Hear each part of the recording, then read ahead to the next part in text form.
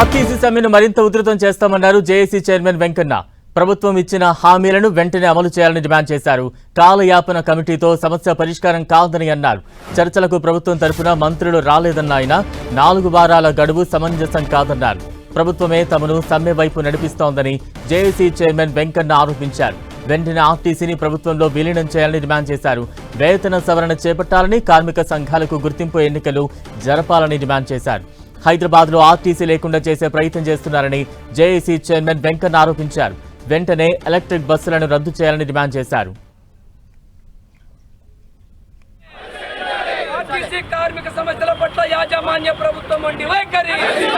RTC సిద్ధం సమ్మెకు సిద్ధం సిద్ధం సిద్ధం సమ్మెకు సిద్ధం సిద్ధం సిద్ధం సమ్మెకు సిద్ధం. We want justice. We want అమరవీరుల సాక్షిగా ఈ రోజు ప్రతిరబోని ఈ సమ్మెను ఎంతవరకైనా చేయడానికి మా కార్మిక వర్గం సిద్ధంగా ఉండాలని చెప్పేసి అమరవీరుల సాక్షిగా ఈరోజు వాళ్ళకందరికీ మేము జేఏసీగా పిలుపునిస్తున్నాం.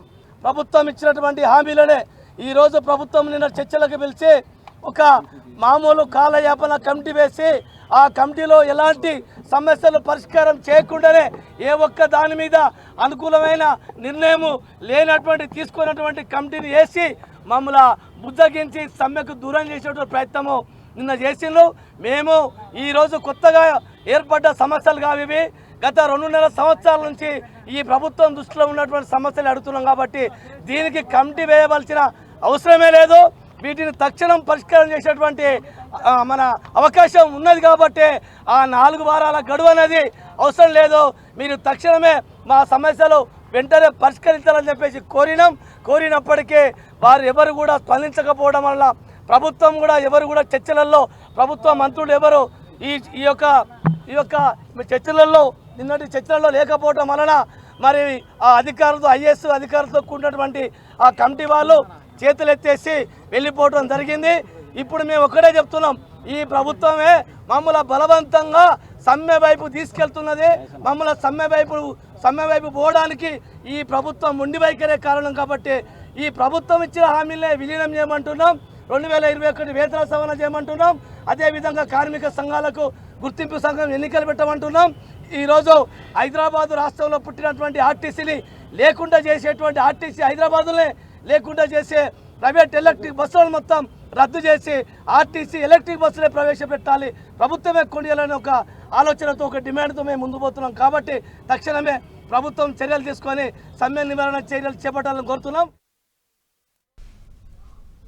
సమ్మెను మరింత ఉధృతం చేస్తామంటోంది ఆర్టీసీ జేఏసీ. తాజా అప్డేట్స్ అందించేందుకు మా ప్రతినిధి కిరణ్ సిద్ధంగా ఉన్నారు. కిరణ్,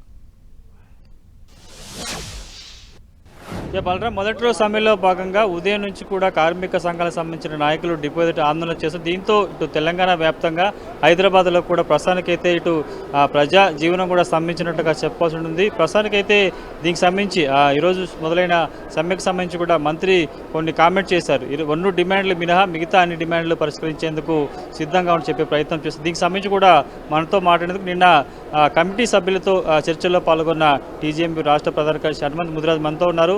ఆయనతో మాట్లాడదాం. సార్ చెప్పండి, ఇప్పటికే మొదటి రోజు సమ్మె సంబంధించి కూడా సగం రోజు అయిపోయింది.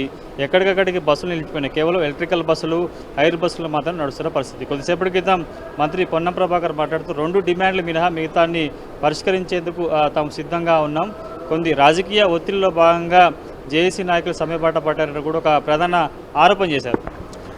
ఇప్పుడు నిన్న ఏదైతే సాయంత్రం 5 గంటల నుంచి 9 గంటల వరకు, రాత్రి 9 గంటల వరకు సెక్రటేరియట్లో ఐఏఎస్ ఆఫీసర్లు 3, అదేవిధంగా మరి మన ఎండి గారు నలుగురితోటి ఒక కమిటీ అక్కడ చర్చించడం జరిగింది. ఆ కమిటీ ముందర కూడా ఆర్టీసీలో ఈ ప్రస్తుతం నెలకొన్న సమస్యల మీద మొత్తం కూడా కూలశంగా మరి చెప్పడం జరిగినది. కానీ చెప్పినప్పటికీ ఆ కమిటీ కేవలము దాటవేసే ధోరణి తప్ప ఇంకోటి లేదు. ఏదైతే కమిటీ వేసారో కాలయాపన చేయడానికి మాత్రమే ఈ కమిటీ వేయడం జరిగింది. ఈ కమిటీ మేము ఇంకా 4 వారాలు కావాలి, మేము ఇదంతా స్టడీ చేస్తాం, దీనికి తగిన చర్యలు తీసుకుంటామని చెప్పడం జరిగింది. కానీ ఈరోజు మరి పొన్నం ప్రభాకర్ గారు, రాష్ట్ర రవాణా శాఖ మంత్రి గారు మరి 29 3 మినహా మిగతావి అన్నీ కూడా చేస్తామని చెప్తా ఉన్నారు అనేది వాస్తవం కాదు. మరి నిజంగా కూడా అటువంటిది ఉంటే మేము 4 రోజుల ముందే మరి రవాణా శాఖ మంత్రి దగ్గరికి వెళ్ళాము. ఆ రోజు ఎండి గారిని పిలిపించడం జరిగినది.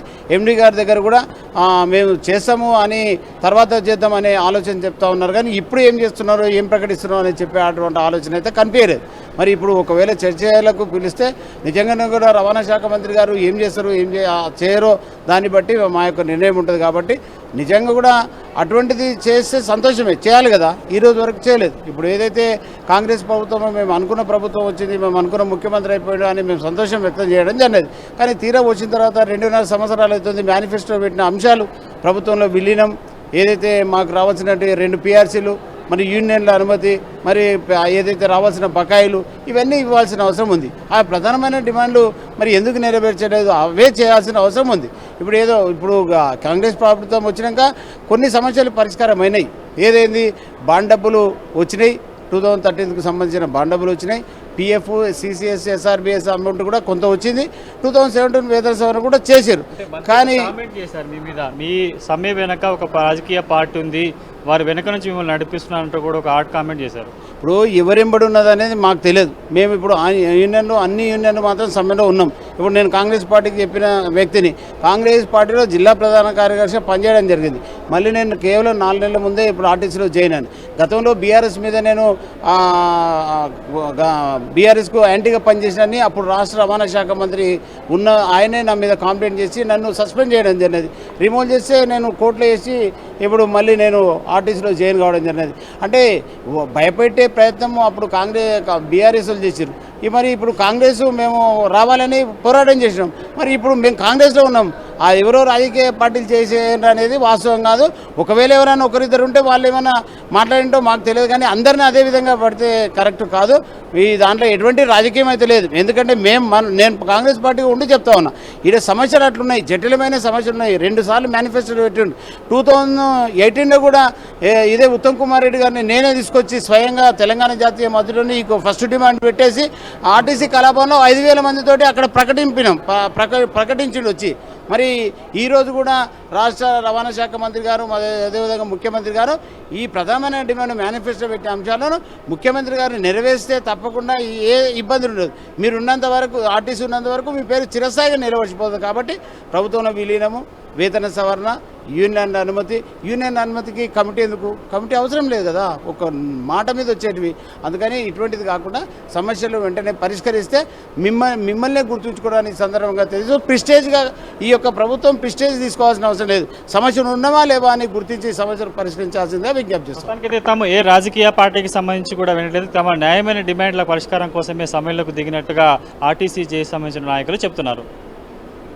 Thank you Kiran.